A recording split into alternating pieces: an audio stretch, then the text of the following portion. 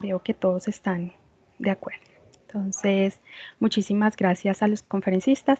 Yo les cedo la palabra. Si tenemos preguntas o algún comentario, por favor, al final vamos a dejar un tiempo para que ustedes puedan hacer comentarios o puedan hacer preguntas. Muchísimas gracias. Yo ya les cedo la palabra. Bien, buenas tardes para todos. Buenas Mi nombre es tardes. Alfonso Meléndez. Junto con el profesor Andy Domínguez vamos a charlar unos 40 minutos acerca de este tema tan importante hoy en día, de la ciencia de redes. La idea es dar los conceptos básicos, motivarlos hacia este tema y al final habrá unos 20 minutos para las preguntas que ustedes quieran hacer acerca del tema y del curso de educación continua que arranca más o menos en un mes. Bien, voy a compartir la pantalla.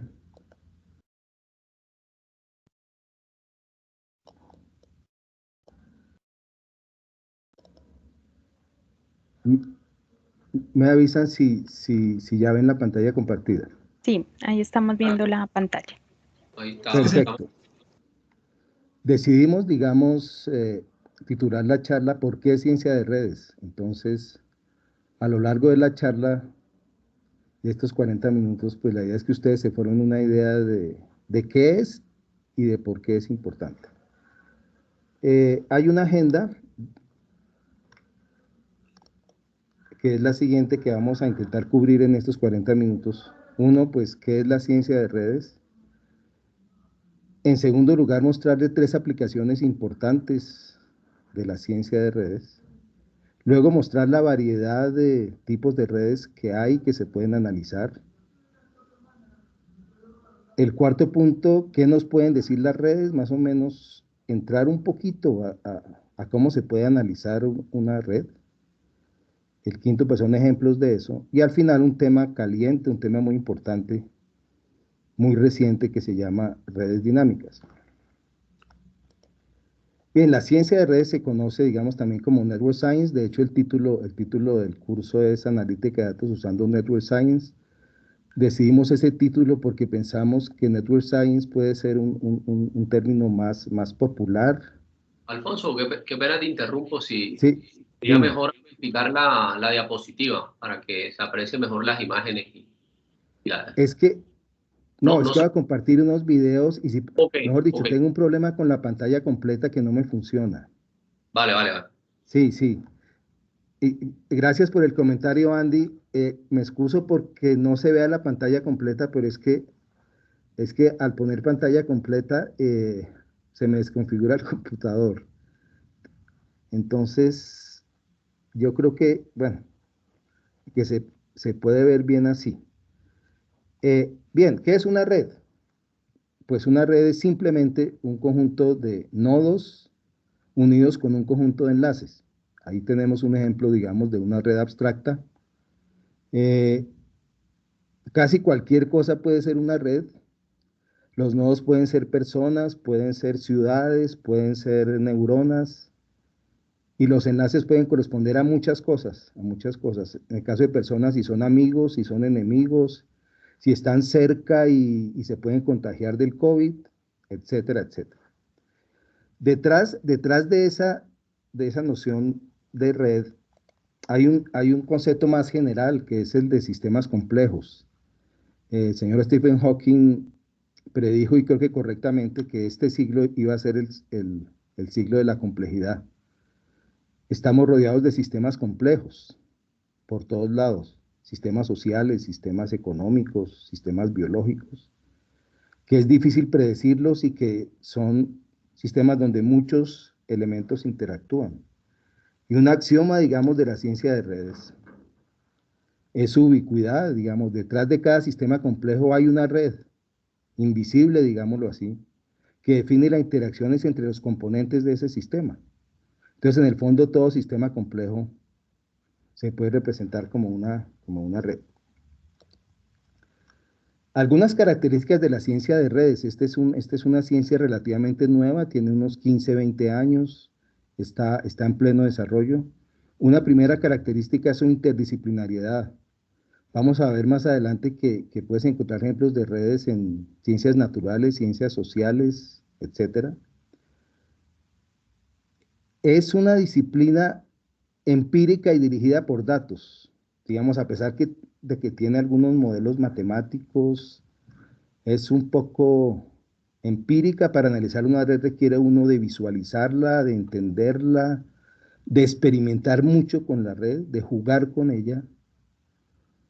Sin embargo, pues es cuantitativa, es matemática y es computacional, porque hoy en día, digamos, todas las herramientas que se usan para analizar redes, sobre todo redes grandes, que son las importantes hoy, usan herramientas computacionales. Aquí tenemos una gráfica un poco antigua, pero donde aparecen, digamos, tres temas científicos populares como por el año 2000, que era las redes, la computación cuántica y la evolución. Aquí vemos que es un tema, digamos, que va creciendo, digamos, en su popularidad.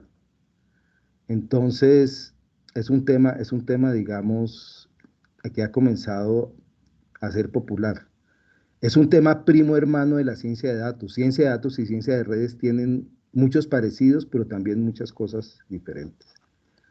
Aquí, revistas a nivel mundial, la revista Nature que ustedes deben conocer.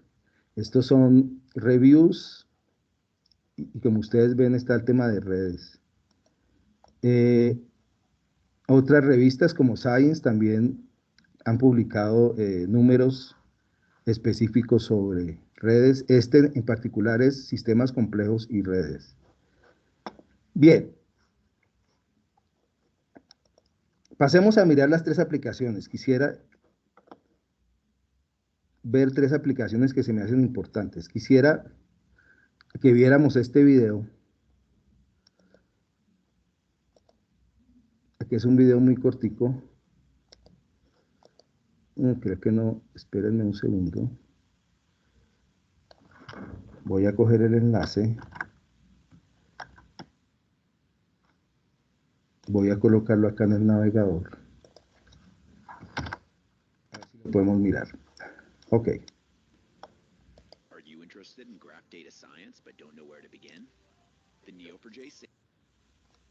Bien, observen atentamente ese video.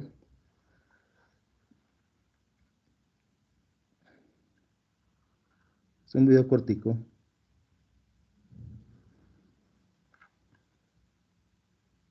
Ok, es un video que se volvió muy famoso. Ese video corresponde a el año 2009, que fue cuando arrancó esta epidemia de la H1N1.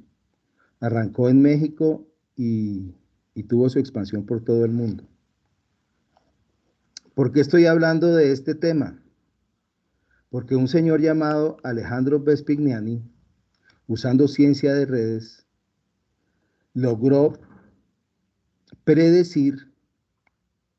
El H1N1 comenzó en enero de 2009. Él logró predecir a través de un modelo de ciencia de redes que el pico de ese H1N1 iba a llegar en octubre y no en enero siguiente como se suponía que iba a llegar.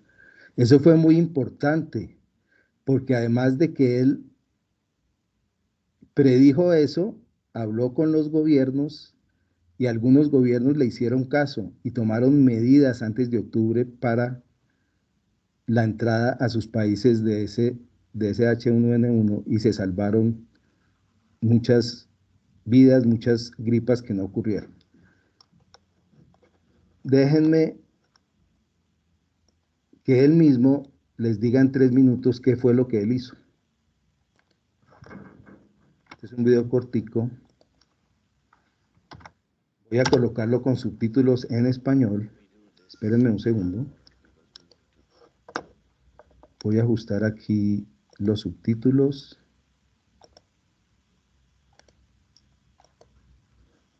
Voy a buscar español. Esto es con S aquí. ¿Dónde está? Está aquí. Ok.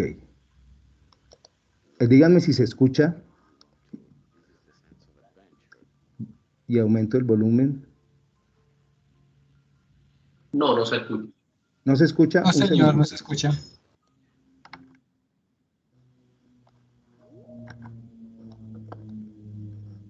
Espérenme un segundo. Ajustar acá el volumen.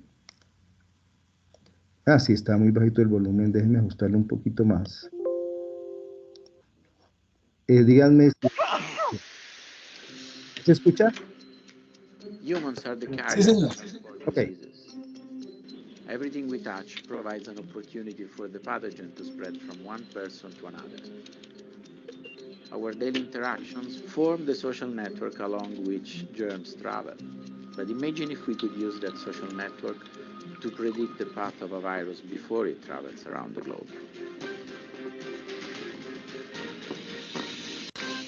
Then perhaps the germ you carry to get your morning coffee won't lead to an outbreak because you'll know when to be ready for it. The way we can look at the world is we think in terms of networks now. Everything basically that we have built around us is a network. When you have such an awareness, you can really think about changing the world around you. One of the things that we really want to achieve is predictive power to track diseases and then develop models that allow us to forecast their evolution across the world. We integrate entire databases on human mobility, census data on where people live geographically located, and that's create a kind of synthetic world in the computer. From this synthetic world in the computer, we run numerical simulations that forecast what and how and when the epidemic will spread around the world. You have to hand out those forecasts and scenarios to policymakers, and then they have to factor many things. You can tell hospitals this is the time that you have to postpone anything that can be routinely postponed, and that intensive care units must be free because you might face a wave of sick people needing attention. We can all think back to the H1N1 epidemic of 2009. That was the first time we were in a position to do a real-time exercise. And what we were able to predict, according to our data, was that the flu was going to peak in October, November, which is about 4 months earlier than the flu usually peaks. So we can do a validation of those results, and those results were mostly correct by the week. Now we can see that our computational models, the data that we integrate, and the knowledge that we have accumulated on the spreading of diseases is finally being recognized for achieving predictive powers. At this moment, what we have here at Northeastern is a concentration of the most prominent people in the field. Is where things are happening. And somehow, what I feel is that we are living some kind of a revolution. So network science, data science, what we have at the moment is something that allows us to do incredible progress in an area that, was not even possible to define 10 years ago. That's really like being in the right spot at the right time. It's amazing.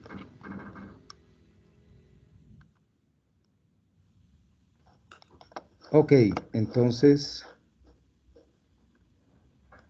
ese es un primer ejemplo muy importante. Desde el 2009 pues ha avanzado bastante el uso de las redes en epidemiología y hay mucha investigación en el área. Y pasemos a la segunda aplicación. Yo la he llamado redes sociales invisibles. Aquí hay otro personaje. Este señor se llama Nicolás Christakis, es un profesor de la Universidad de Yale y desde hace muchos años se está trabajando en cómo es la influencia social a través de las redes. Por ejemplo, cómo a través de las redes sociales, entendiendo por redes sociales redes de personas, no las de Facebook ni esas, se pueden transmitir emociones como la alegría, la tristeza. Por ejemplo, acá a la derecha hay una red de una investigación que están haciendo de cómo se transmite a través de una red la alegría.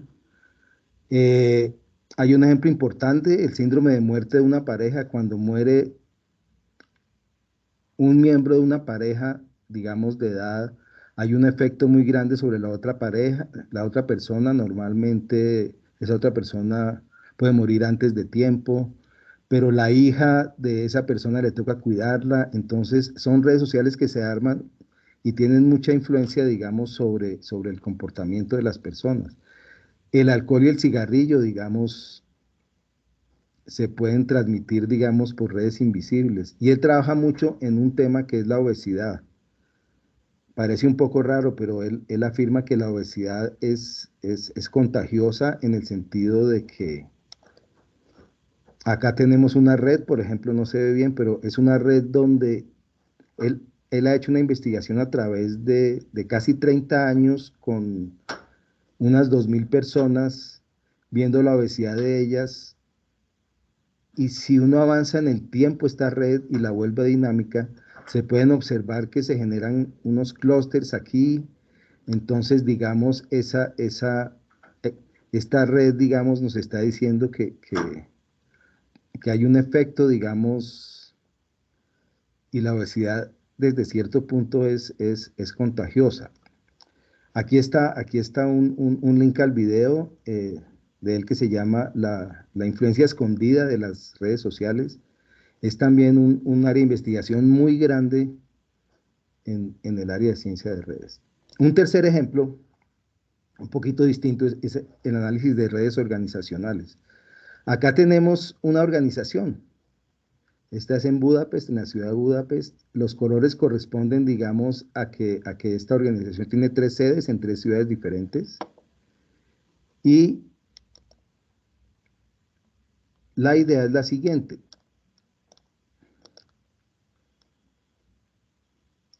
Las directivas estaban preocupadas porque, como en muchas empresas, porque las nuevas normas que se imponían en la empresa a veces no eran asimiladas por toda la organización. Entonces, ellos buscaron una consultoría con una empresa, en este caso Maven 7, que desarrolló una plataforma en línea. Ellos le preguntaron a cada empleado de la organización a quién recurre para pedir consejo cuando se trata de decisiones que afectan a la empresa. Basados en esa, digamos, pregunta, en esa encuesta, ellos construyeron una red de toda la organización, donde 2 personas están conectadas si una nombra a la otra como su fuente de información sobre cuestiones organizacionales y profesionales, ¿sí? Al hacer el análisis de esta red, ellos descubrieron que ninguno de los directores era influyente, los directores estaban aquí, los subdirectores estaban aquí, y había esta persona, ¿sí? Que es como la persona central de la red en donde fluía, digamos, la información de este lado a este otro lado y de arriba para abajo, ¿sí? Ese empleado resultó ser el coordinador ambiental, digamos, de la empresa, ¿sí? Entonces, digamos, el mensaje acá es que a veces una organización, digamos, da ciertas directivas, pero esas, para ser asimiladas, necesita uno saber bien cómo es que fluye la información a través de la empresa. Y este tipo de consultoría es muy común y este tipo de redes se construyen para mejorar la productividad de la empresa y mejorar sustancialmente su comunicación. Hay muchas empresas hoy en el mundo que hacen ese tipo de consultorías. Bien, son 3 ejemplos, digamos, diversos que muestran un poquito la importancia de la ciencia de redes. Pasemos a mirar rápidamente qué tipos de redes hay. Redes tecnológicas, Internet. No voy a entrar en detalles porque no tengo mucho tiempo. Redes de transporte, redes de carreteras.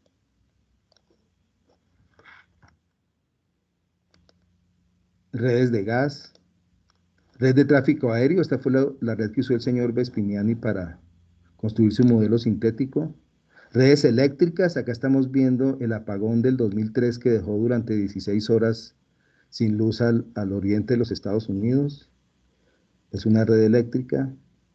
Redes de información, pues la más importante es la World Wide Web, donde aquí son páginas web que están enlazadas si una tiene un enlace hacia la otra. Redes biológicas, el cerebro pues es una red de neuronas. Este es el primer cerebro del cual se tiene información completa, es el cerebro de un gusano. Se analiza mucho, digamos, como ejemplo, en el estudio de redes. Las redes neuronales, pues son base de la machine learning, son base de mucha investigación en ciencia de datos. En el fondo son redes neuronales. Redes alimenticias, etcétera, etcétera, etcétera. De pronto las más importantes y que vamos a hacer de pronto un poco de énfasis en el curso son las redes sociales. En 1930, digamos, este señor Jacob Moreno fue precursor de las redes sociales, él las llamaba sociogramas. Esta es una red de un colegio de 33 estudiantes de un colegio y uno está conectado al otro si en el recreo estos dos niños jugaban muy frecuentemente. Él comenzó un área muy grande hoy en día que es el análisis pues, de las redes sociales. Esta es una red de relaciones sexuales en un colegio también. Pues no faltan los ejemplos, pues Facebook obviamente es ejemplo típico de una red, en este caso 1000 usuarios de somalíes, Twitter. Este que es un área muy, muy grande y de muchos millones de dólares, que es usar la ciencia de redes para analizar las redes terroristas y tratar de predecir ataques. Bien. ¿Qué nos pueden decir las redes? Me quedan como 3 o 4 minutos porque yo quisiera como escucharlos a ustedes y darles la palabra a Andy para que nos cuente también un poquito. Entonces, rápidamente.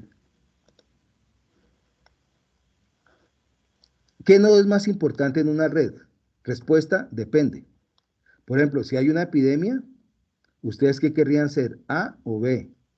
Yo pensaría que B, ¿cierto? Que llega mucho más tarde la epidemia. Pero si esta es una red estilo Facebook de chismes y es un chisme que te interesa, pues te gustaría hacer aquí A para enterarte lo más pronto del chisme. Hay una gran teoría que se está desarrollando sobre qué nodos son importantes en una red. Eso se llama la teoría de la centralidad de los nodos. Es un tema que se está desarrollando bastante y es una manera de analizar de manera local una red. Aquí hay unos ejemplos, no voy a entrar en detalles de los tipos de centralidad que uno puede estudiar en una red. Acá hay unos ejemplos de análisis de una red. Déjenme mostrar solo un ejemplo y yo creo que terminaría ahí. Recordemos este modelo de niños de colegio. Quisiera pasar a un modelo dinámico de esa red y mostrarles algo que creo que es lo más importante en análisis de redes. Voy a cargar esta red aquí y voy a desplegarla. Ahí están los 33 niños y niñas del señor Jacob Moreno. Acá están sus enlaces. Supongamos, no sabemos quiénes son niños y quiénes son niñas. ¿Podríamos descubrirlo de este diagrama? Yo pensaría que no. Pero si yo visualizo esta red de cierta manera, con unos algoritmos muy importantes que hay para visualizar redes, en particular un algoritmo que se llama algoritmo que usa fuerzas, como si fueran estos enlaces unos resortes, miren lo que pasa. Como si fueran resortes, yo organizo esta red. Resulta que esta organización de la red visual me revela lo que se llaman las comunidades de la red. Y si yo despicho aquí yo descubro que acá están los niños, acá están las niñas, ¿sí? Esta es una herramienta de análisis visual muy importante y en el fondo tiene un concepto que creo que es el más importante hoy en día de la ciencia de redes, que es, dada una red, cómo encontrar comunidades en la red.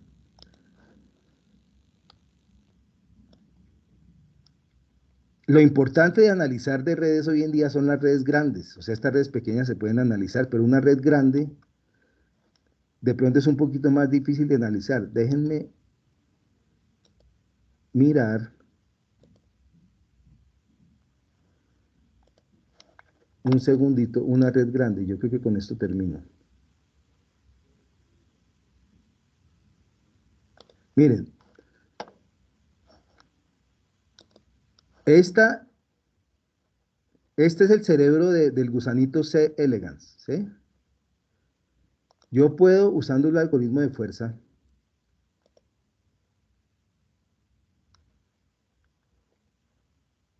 cambiar la topología o la visualización de la red de esta manera. Y si aumento un poquito,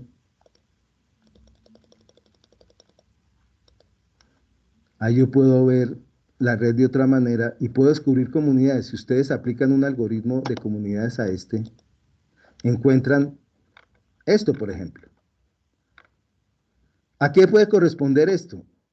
A que cada color corresponde de pronto a una unidad funcional del cerebro, porque tiene, digamos, las neuronas que están agrupadas. Entonces, posiblemente, esto se encarga de la visión del gusanito, etcétera, etcétera. Este es un tema importante, es el tema de encontrar patrones en las redes, ¿sí? Lo que se llaman comunidades. Bien, creo que no tengo más tiempo, eh, con esto, pues, digamos, es una visión muy por encima de la ciencia de redes y por qué es importante. Quisiera darle, pues, la palabra a Andy para que nos complemente acerca de la ciencia de redes.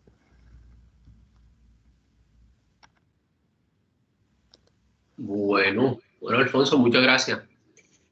Bueno, siguiendo con yo también voy a compartir, pero solo 2 diapositivas. Permítanme un segundo.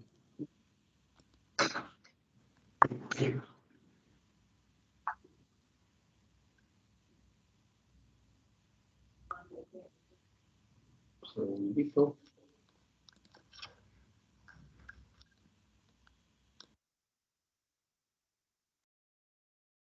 Creo que ahí se ve, ¿no?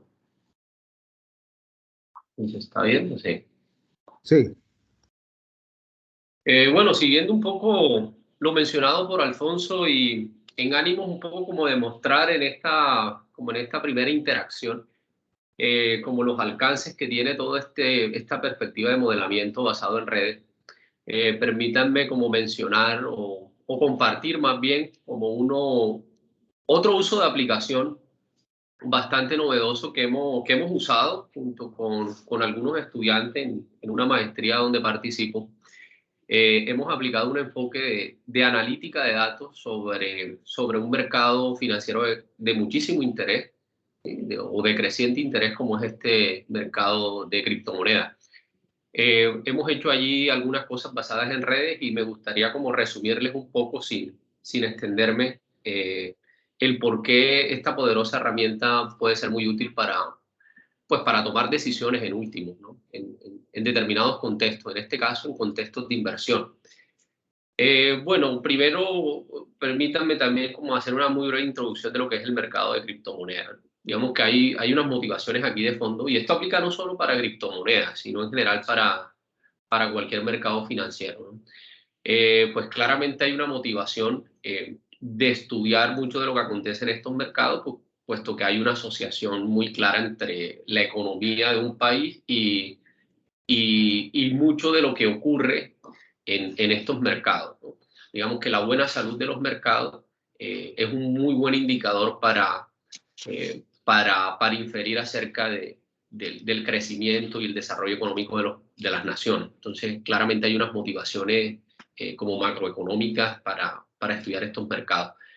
Y si nos vamos a lo que ocurre dentro de los mercados, ¿sí? Cuando uno mira los datos, que estos tienen un formato de series temporales, tenemos una variable, que en este caso son los precios de los activos, y queremos mirar cómo evoluciona este precio a lo largo del tiempo, ¿no? Día tras día o minuto tras minuto, en diferentes resoluciones temporales. Entonces, ¿cómo caracterizar la dinámica de estos precios de los activos?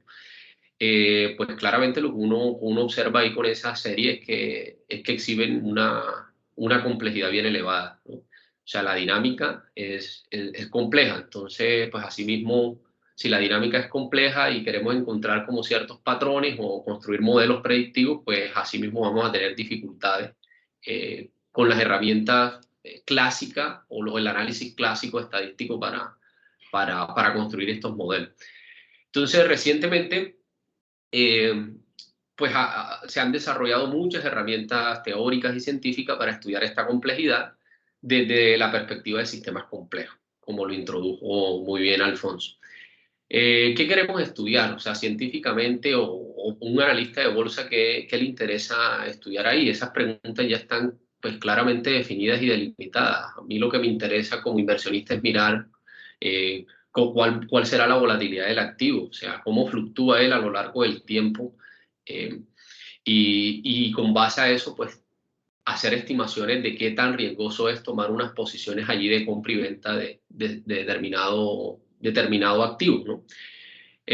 O sea, me sirve para qué modelo podría, a partir del análisis que tengo, pues ser el más viable para caracterizar esa volatilidad y construir modelos de riesgo, ¿no? Y asimismo definir estrategias de compra y venta. Entonces, bajo esa óptica, pues han propuesto muchos modelos. Hay un enfoque bastante novedoso, reciente, que fue a partir de este siglo, al inicio de este siglo, pues unos trabajos de estos físicos, ellos son físicos, Matek y Stalin, proponen una metodología bastante novedosa para estudiar los mercados, y es a partir de la interacción entre los agentes que intervienen en este mercado. En este caso, pues los agentes van a ser los distintos activos, y nosotros hemos, pues me refiero al grupo donde trabajo, pues hemos aplicado mucha de esta metodología a un mercado alternativo como es el de criptomonedas, ¿no? Entonces, para tener como una motivación de lo que podríamos trabajar también en el curso, este sería un uso de aplicación que se puede extender a muchos escenarios, ¿no? Aquí lo aplicamos a series de criptoactivos. Entonces, pues una serie del precio de una criptomoneda, la más importante, que es el Bitcoin. Esta es la evolución a la fecha de hoy, esto lo descargué hoy. Entonces uno puede ver pues que hay momentos en que, como esto, ¿no? Este año la volatilidad de este criptoactivo ha sido bastante interesante desde el punto de vista científico. Sube, baja, y tiene caídas bien bruscas en periodos cortos de tiempo, ¿no? Pero lo mismo sucede con otros criptoactivos de interés, ¿no? Pues esto pues es mucho la gente, la gente dada la masificación que hoy en día tiene todo este mercado por las ventajas que ofrece solo con acceso a internet, y en una cuenta de un capital muy mínimo uno tiene acceso a, tal como si fuera un banquero, acceder a, al mercado, o sea, tomar posiciones de compra y venta y generar rentabilidad, pero asimismo pérdida. Entonces, claramente aquí hay una motivación de estudiar científicamente muchas de este conjunto de datos o de estas series temporales, y la perspectiva de redes ofrece una mirada bien interesante porque enfatiza mucho en la interacción. O sea, por ejemplo, Bitcoin, ¿será que si sube o baja, qué tanto podría influir en el precio de los demás activos? ¿Sí? Entonces uno puede, si uno tiene una perspectiva de redes, uno puede estudiar de manera mucho más inteligente lo que sucede con esas interacciones. Entonces la metodología realmente es muy sencilla, como mucho de lo que se trabaja en ciencia de redes, o sea, es una misma metodología. Entonces tenemos la serie de los expresos, y a partir de una medida de asociación o de correlación, uno podría determinar una regla de si dos activos, que en este caso serían los nodos de la red, los activos son los nodos de esa red, están correlacionados o no, ¿no? Y si están correlacionados, pues crea un vínculo o un link entre ellos. Y así vamos mapeando, construyendo la red a partir del análisis de series temporales, ¿no? Una vez uno tiene el grafo o la red, uno le interesa mirar ciertos aspectos de esa red. O sea, tiene que aplicar ciencia de red, ¿no? Entonces, por ejemplo, preguntas desde el punto de vista como de la analítica, o sea, del producto que me sirve para tomar decisiones, uno podría estar interesado en la visualización del grafo, ¿no? En tiempo real, porque los precios se actualizan constantemente. Entonces, crear tableros que nos permitan mirar cómo interactúan ellos en determinado horizonte temporal, pues puede ser relevante para tomar posiciones allí de compra y de venta, ¿no? Ahora, si tengo el grafo, también puedo ir más allá. Puedo extraer métricas de desempeño de ese grafo, ¿no? Entonces, por ejemplo, podría estudiar cuál es el grafo más importante, ¿sí? O sea, ese grafo central que hablaba Alfonso, ¿no? Por métricas de centralidad del grafo, uno podría determinar cuál es el criptoactivo que influye en la propagación o en la dinámica de toda la red, en este caso de todo el mercado, ¿no? Uno podría también identificar comunidades, por ejemplo, cómo se agrupan a partir del análisis de grafo, ¿no? De un algoritmo de detección de comunidades, qué criptoactivos están o siguen un mismo comportamiento de acuerdo a un criterio, ¿no? Entonces podemos identificar comunidades en ese mercado, lo cual es supremamente interesante para definir estrategias de inversión allí. Y otros aspectos del grafo, ¿no?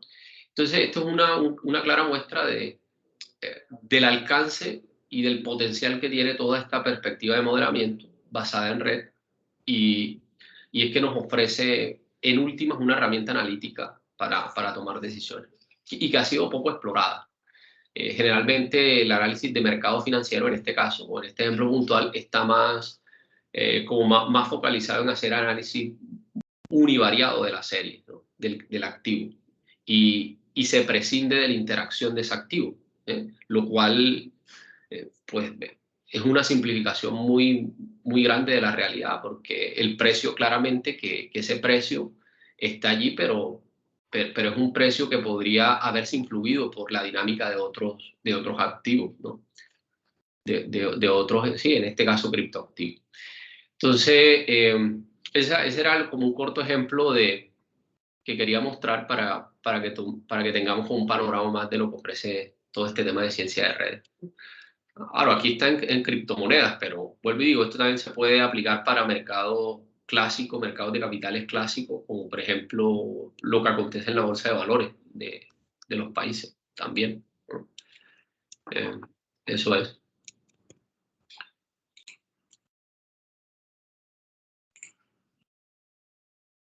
Pero ya, ok.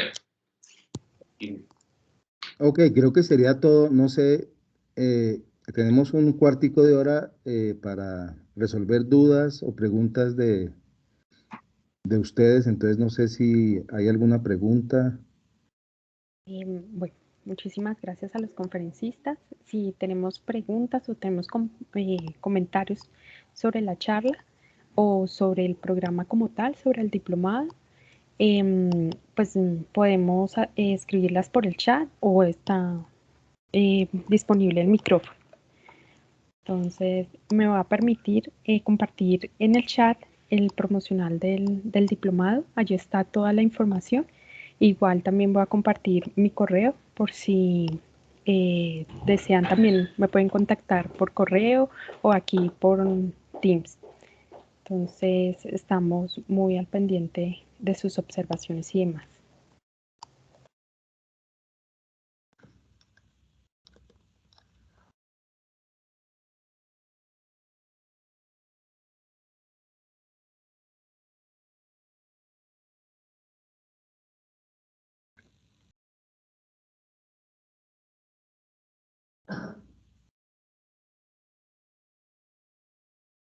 Edwin Leonardo escribió en el chat, dice, respecto al ejemplo 3 del profe Alfonso de red de información, ¿qué tipo de decisiones se tomaron luego de identificar que el peso cae sobre un empleado y no un directivo? Ok, esa es una muy buena pregunta, Edwin. Ahí la información que tengo es que obviamente lo más importante es que a partir de ese momento hubo un uso continuo de esa red de información.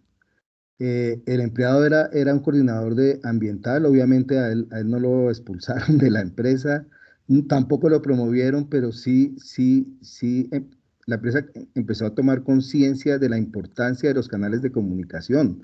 A veces los canales de comunicación que se tienen en las empresas no son los que uno cree, ¿no? Una cosa es pensar que si tú mandas un mail o lo que sea, va a llegar y se va a transmitir, pero hasta no tener información real de eso, no se sabe. Y una de las ventajas de la ciencia de redes es que tú puedes crear esas redes y saber a primera mano y de manera real cómo fluye la información en una empresa. Hay ejemplos mucho más de empresas más grandes y repito, hay empresas de consultoría en este momento en muchos lugares del mundo que ayudan mucho a las empresas en mejorar sus maneras de comunicar. Obviamente no es la única manera de mejorar la comunicación de una empresa, pero es una alternativa que se presenta con base en datos reales y que permite, digamos, mejorar la comunicación. Al mejorar la comunicación, indudablemente mejora todo lo de la empresa.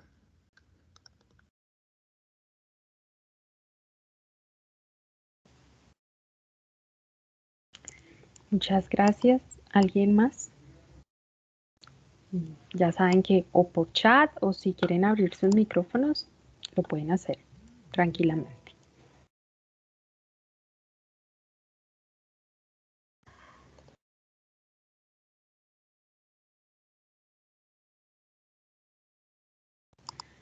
John Edwin González. Desde una perspectiva ambiental, el uso de la ciencia de redes, ¿cómo puede aportar para explotar las afectaciones de los heavy? Perdón, yo desconozco el tema. Debido al crecimiento de los residuos sólidos en el mundo.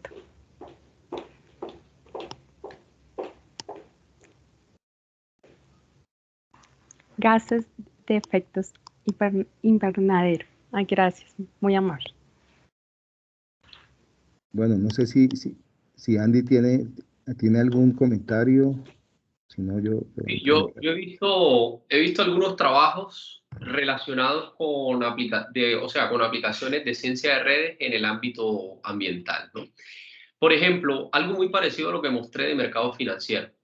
Entonces, imagínate que ahora las series no son de un activo financiero, sino series de un agente contaminante, que puede ser CO2, mirado cada minuto o cada hora a lo largo del tiempo, ¿no? Series, en este caso, de agentes contaminantes. Entonces, tienes dióxido de azufre o monóxido de carbono, ¿tal? Lo he visto en aplicaciones de ciudad, ¿no? Para estudiar cómo interactúan ciertas localidades, unas localidades y otras. Entonces, como en estas localidades hay sensores, hay red de monitoreo ambiental, ¿sí? Y en cada uno de esos puntos, ¿sí?, que para nosotros serían los nodos de la red, sería una red espacial. Tenemos el mapa de la ciudad, por en este caso, digamos, Bogotá, ¿no? Y como se toman datos de estos agentes en cada localidad, o sea, esos serían los nodos, ¿sí? Y en cada nodo tenemos un registro temporal, una serie. Entonces podríamos no, se han hecho estudios donde a partir de las correlaciones o a partir de de una métrica de asociación, no necesariamente el coeficiente de correlación, una medida de similaridad entre la contaminación, entre la serie de cierta localidad 1 y la serie dada en la localidad 2, podríamos establecer vínculos, podríamos mapear, ¿sí? A partir del análisis de series temporales, podríamos mapear en la ciudad, ¿sí? Sería un grafo de ese estilo, y a partir de ese grafo, pues, hacer inferencias, ¿no? Por ejemplo, ¿cuál es la localidad? No sé, se me ocurre acá hallar métricas de centralidad, métricas de difusión, pero sí sí he visto las aplicaciones en el ámbito ambiental bajo esa perspectiva, ¿sí? Y se ha aplicado.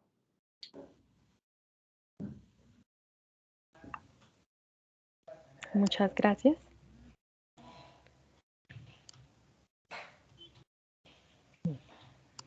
¿Alguien más que desee hacer algún aporte, alguna inquietud?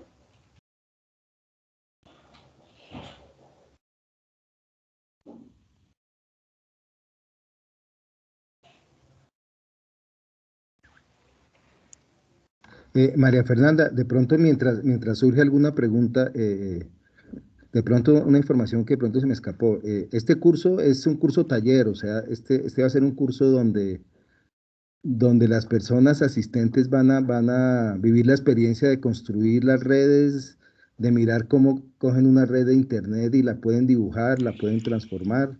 Entonces es un curso, digamos, que va a tener los conceptos básicos de la ciencia de redes, pero va a tener talleres donde los participantes pueden poner en práctica esos conocimientos y esos conceptos. Muchas gracias, profesor. Bueno, yo por chat les compartí la información del curso. Quedamos muy atentos. También les compartí mi correo en caso de pronto si desean escribirnos para alguna inquietud o profundizar más en algún tema. Fabio nos escribe por el chat, dice: buenas tardes, de acuerdo a su experiencia, ¿qué opinión les genera el desarrollo de la 5G, redes 5G?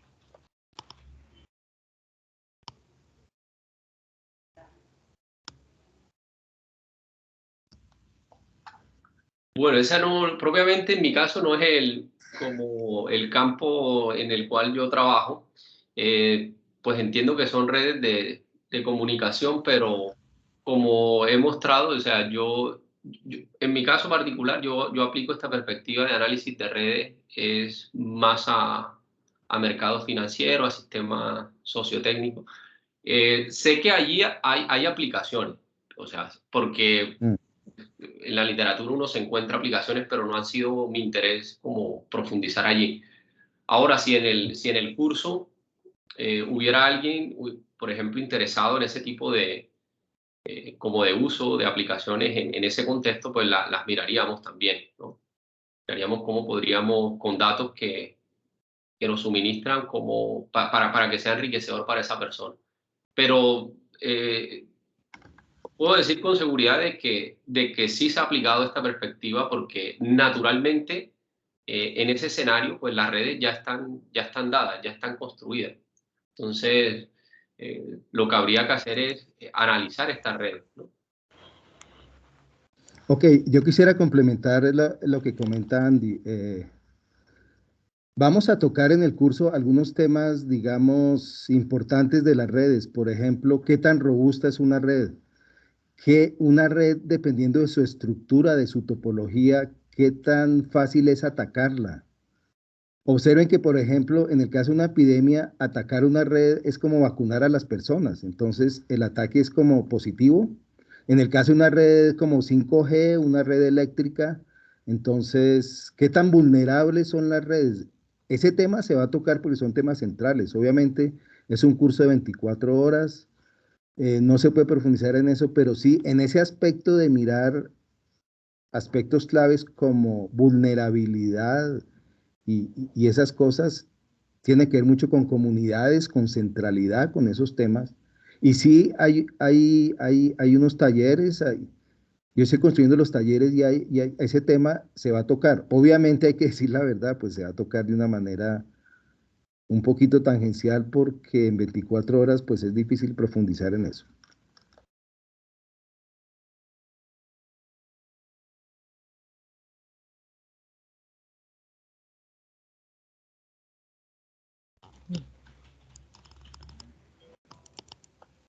Fabio dice que perfecto, muchas gracias. Muchas gracias a ustedes.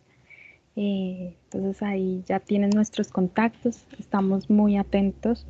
Muchísimas gracias de verdad por este espacio, por haber dispuesto este espacio para compartir con nosotros y pues poder compartirles esto. Quedamos atentos.